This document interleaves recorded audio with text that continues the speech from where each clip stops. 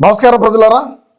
మన పార్టీలో క్రియాశీలకమైనటువంటి వ్యక్తి 151 నుంచి మనం 11 స్థానాలకు పడిపోవడానికి ప్రధాన కారణమైనటువంటి సకల శాఖ మంత్రిగా పేరు ప్రఖ్యాతలో కాంచినటువంటి మిల్లెట్ రెడ్డి గారు మరి ఏదో మాట్లాడుతూ ఉన్నారు మావిగన్ గురించి. ఎందుకు మాట్లాడుతున్నారో మరి ఏమో, 5 సంవత్సరాల పాటు మావిగన్ అనేది దేనికి గుర్తు రాలేదో, మరి ఈ రోజు దేనికి గుర్తొచ్చిందో, సరే ఎట్టనో ఏదో జరిగి ఉంటుంది మాట్లాడుతున్నాడు. మరి ఆయన ఏం చెప్తున్నాడు అనేది మనం ఒకసారి విని తప్పకుండా మనం వీడియోని విశ్లేషణ చేయాలి. ఎందుకంటే భారతదేశంలో ఏ ముఖ్యమంత్రికి రానట్టు ఆలోచన వచ్చాది మనోడికి, దానికి మనోడే మరి మూలం, అదేవిధంగా ప్రాతినిధ్యం వహించాడని బయట ఉండేటువంటి వాళ్ళు అనుకుంటారు. కానీ సరే ఇన్ని ఎందుకు మాట్లాడటం లేదు, సరే ఏం మాట్లాడిందా ఉండండి చెప్పున్నా. కరెక్టేలే, మనం ఏం చెప్పినా కరెక్టే. అవులే మరి ఖర్చు తక్కువైతుంది, ఫాస్ట్గా అవుతుంది పని అనుకున్నప్పుడు మరి 5 సంవత్సరాలు మరి ఎన్ని పెరిగి పొగలేసావునా, ఏడ పెరిగి పొగేసావు? 5 సంవత్సరాల పాటు పెరిగి పొగేయడం అంటే మామూలు మాటలా? అది చెప్పు. మేము 5 సంవత్సరాల పాటు ఈ ఆలోచన దేనికి మాకు రాలేదు అంటే అనేది చెప్పాలి నువ్వు. ఎందుకంటే ఇప్పుడు అమరావతిలో శరవేగంగా పనులు జరిగేటువంటి క్రమంలో మనం ఈరోజు మావిగన్ అనే నినాదాన్ని తీసుకొని వచ్చి రాష్ట్ర ప్రజానీకం మీద రుద్దుదాం అనేటువంటి ఒక సంకల్పంతో మనం ముందుకు పోతున్నాం. మరి 5 సంవత్సరాలు మనం అన్న ముఖ్యమంత్రిగా ఉన్న రోజుల్లో మరి కర్నూలు అభివృద్ధి చేసినామా, వైజాగ్ని అభివృద్ధి చేసినామా, మరి అమరావతిలో ఒక ఇటుక పెట్టినామా? మనోడు అధికారంలోకి వచ్చి మనం ముఖ్యమంత్రి అయిన తరువాత రాష్ట్రంలో అంతా కూడా సర్కారు చెట్లు పిచ్చి మొక్కలు మొలిచినాయి తప్ప ఎక్కడా కూడా అభివృద్ధి జరగలేదని అందరికీ కూడా తెలుసు. మనమేమి దాన్ని కొత్తగా ఏమి చెప్పాల్సినటువంటి అవసరం కూడా ఏం లేదు. చెప్పండి. తట్టుకోలేక ఇదేందో ప్రజల్లోకి బాగా పోయిందా? మన ఆఫీసులో నుంచి బయటికి పోలా, ప్రజల్లోకి బాగా పోయిందా అనే విషయాన్ని పక్కన పెడితే నీ వెనకలు ఉండేటువంటి వ్యక్తులు కూడా ఒరే సోయి ఉండి మాట్లాడుతున్నాడా, సోయి లేకుండా మాట్లాడుతున్నారా? మరి దేనికి ఈ విధమైనటువంటి మాటలు మాట్లాడుతున్నాడు? మావిగన్ ఏందిరా? సరే మావిగన్ ఏంది, కథ ఏంది, వ్యవహారం ఏంది? మనం అధికారంలో ఉన్నప్పుడు మరి దేనికి 3 రాజధానులు అని చెప్పి మరి వైజాగ్ను మరి కర్నూలు అభివృద్ధి చేద్దామని చెప్పినాడు. మరి ఈయన కొత్త మొగుదాలు పెట్టుకొని ఈ మచిలీపట్నం, విజయవాడ, గుంటూరు 3 ప్రాంతాలని కలిపి మావిగన్ అని 5 సంవత్సరాల పాటు దేనికి చెప్పలేదు? మాత్రల ప్రభావమా, లేదంటే డోసు పెరగటమా, లేదంటే తగ్గటమా, నీలాంటి బఫూన్ల మాట వినడమా, వినకపోవడమా, ఏదో ఒకటి ఉంటుంది కదా. మరి దాన్ని ఎందుకు చెప్పలేదు అంటారు రాష్ట్రంలో ఉండే ప్రజానీకం. ఈరోజు మిల్లెట్ గారు దానికి ఏం చెప్తాము? ప్రజల్లోకి బాగా పోయిందంట. యాడికి పోయిందా? యాడికి పోలా, మెట్లతో కొడతారు పోతే.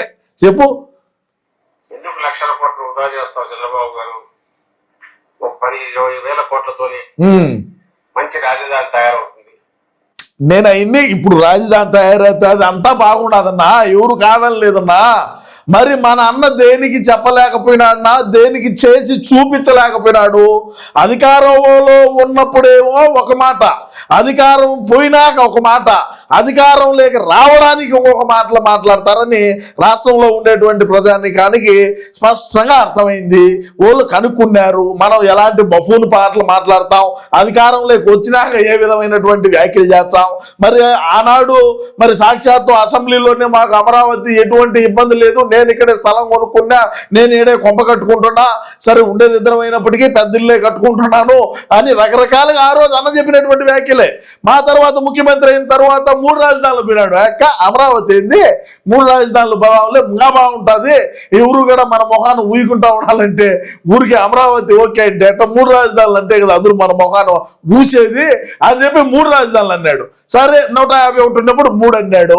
సరే ఇప్పుడు 11కు పడిపోయినాకేమంటాడు? అదే మచిలీపట్నం, గుంటూరు, విజయవాడ 3 కలిపి మావిగన్ చేద్దాం అంటాడు. మరి రేపు ఇంకా ప్రధానమంత్రి నాకు ఇంకేమంటాడో నాకైతే అర్థం కాల. మీ అభిప్రాయాన్ని మీకేదన్నా అర్థమై ఉంటే మీ అభిప్రాయాన్ని కామెంట్లో పెట్టండి. చెప్పు రంగా, చెప్పు. ఆ రోజు జగన్మోహన్ రెడ్డి గారు అప్పుడున్న పరిస్థితిలో మేము ప్రభుత్వంలో ఉన్నాం, రెడీగా ప్లగ్ అండ్ ప్లే లాగా అవకాశం ఉన్న వైజాగ్ అనుకున్నారు. ఇప్పుడు ఎలా నువ్వు వచ్చినావు, నెక్స్ట్ 3 ఏళ్ళు నువ్వు ఉంటావు కాబట్టి, అటు చంద్రబాబు గారు ఉంటారు కాబట్టి, నువ్వు వద్దన్నా 1000 కోట్ల కుమ్మరిస్తావు కాబట్టి అదేదో ఇమ్మీడియట్ స్టాప్ చేసి ఇటు పక్కకు వస్తే నువ్వు మాట్లాడొద్దున్నా. మరి మనోడు వైజాగ్లో ఏం పెరికెట్ల కట్టాడు, ఏం అభివృద్ధి చేసినాడు? ప్రజాధనాన్ని లూటీ చేసి ప్రజల సొమ్మును కాజేసి 500 కోట్ల రూపాయలు వెచ్చించి ఆడొక విలాసవంతమైనటువంటి ప్యాలెస్ కట్టుకున్నాడు. మరి వైజాగ్లో మరి ఏమి ఆ ఇల్లు తప్ప ఆ 500 కోట్లు కూడా ప్రజాధనాంది, ప్రజలదేది. అదేమి లేకంటే మన జగన్ అన్నేమి ఎలాగ ప్యాలెస్లో నుంచో పులివెందుల కోట్ల నుంచో తాడేపల్లి కోట్ల నుంచో యానించో నుంచి తేలా. మనోడేమి అదేమి రాళ్ళు కొట్టి సంపాదిలా, లేకంటే రాజారెడ్డి మగంపేటలో అక్రమంగా మైనింగ్ చేసి సంపాదించిన డబ్బులు ఏం బయటికి తెచ్చే వీడ పెట్టలా. అది అందరికి కూడా తెలుసు. నువ్వు ఒకటి ఏం కొత్తగా ఏమి చెప్పాల్సినటువంటి పని ఏమీ లేదు. ప్రజాధనాన్ని లూటీ చేసి ఏ విధంగా మనం ఆర్భాటాలకు మనం ఏ విధంగా మన సోకులు చేసుకునేదానికి మనం విలాసవంతమైనటువంటి జీవితం గడిపేదానికి ఏమేమి చేసినావో అందరూ చూశారు. రాజధాని గురించి కానీ డెవలప్మెంట్ గురించి కానీ మాట్లాడేటువంటి అర్హత మనకు లేదు. అది నువ్వు ఒకసారి గుర్తుపెట్టుకో. ప్రజావేదికను కూల్చివేతతో ప్రారంభమైనటువంటి మన పాలన ఎక్కడైనా సరే డెవలప్మెంట్ గురించి నువ్వు డెవలప్మెంట్ గురించి మాట్లాడటం ఎందుకున్నా? షెడ్యూల్ కంపెనీని తవ్వి చూపినావు. మనమేం సామాన్యులువా? మనమేం ఆశామాషా పనులు చేసేటువంటి వ్యక్తులువా? ఏంది నువ్వు మాట్లాడేది? మిలిటరీ రెడ్డి గారు చెప్పండి సార్. ఆచరణాత్మకమైనటువంటి ఆలోచన అంట. మందంతా కూడా చారిత్రాత్మకమైనటువంటి నిర్ణయాలు, చారిత్రాత్మకమైనటువంటి ఆలోచనలు, చారిత్రాత్మకమైనటువంటి పనులే చేస్తాం. మనం అందరికీ తెలుసు మనం ఎటువంటి చారిత్రాత్మకమైనటువంటి పనులు చేసినాం, ఎటువంటి నువ్వేంది మళ్ళా ఏందా ఉండా ఏమున్నాడా ఆచరణాత్మకమైనటువంటి పనులే చేస్తాం మనం. అది ప్రజలకు అనుకున్నారు. ఎటువంటి ఆచరణాత్మకం, ఎటువంటి ఇది చేస్తాం, మనకు ఎటువంటి ఎంత విషయ పరిజ్ఞానం ఉన్నది, మనకి ఎంత మేరకు గుజ్జున్నది, మనలో విషయం ఏందని 5 సంవత్సరాల పాటు రాష్ట్ర ప్రజానికి అందరూ చూసినటువంటి పరిస్థితి. ఆ తరువాత మనకు గ్యారా ఇచ్చినటువంటి పరిస్థితి.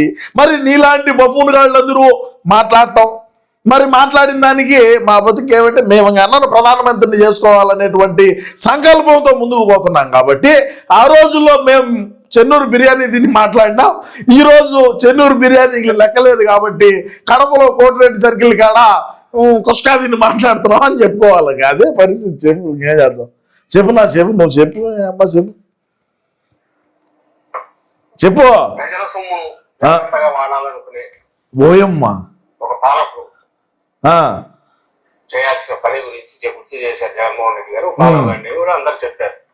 ప్రజల సొమ్ముని వేస్ట్ చేస్తారంట, ప్రజల సొమ్ముని దుర్వినియోగం చేస్తారంట అని మిలిటరీ మాట్లాడుకుందాం ప్రజల సొమ్ము గురించి.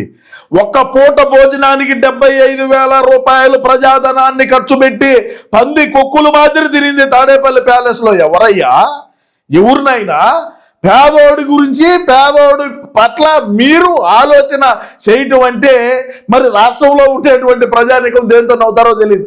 5 రూపాయలకు పేదోడు అన్నం తింటా ఉంటే మరి అది కూడా తీర్దొబ్బినటువంటి చరిత్ర మనది. గొప్పగా చెప్పుకోదు. ఎటైతే అట్ అయింది పోయింది.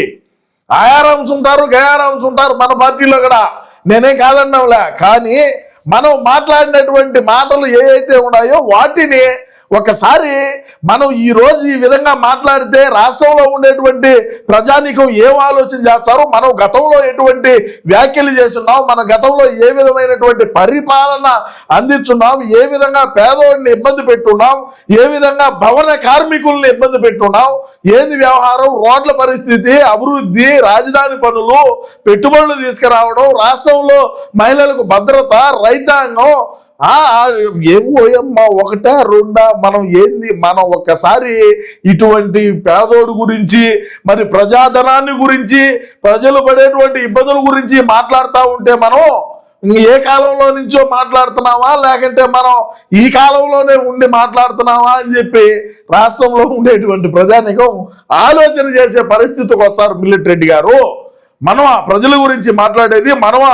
పేదల గురించి మాట్లాడేది, మనమా ప్రజల సంక్షేమం గురించి మాట్లాడేది, మనమా ఆడబిడ్డల గురించి మాట్లాడేది, మనమా అప్పులు తీసుకురావడంలో గురించి మాట్లాడేది, మనమా ప్రజాధనాన్ని ఏ విధంగా మనం ఇది చేయాలని మాట్లాడేది, మనమా 5-6 కిలోమీటర్లు కూడా హెలికాప్టర్ వేసుకొని పోయినటువంటి చరిత్ర మంది.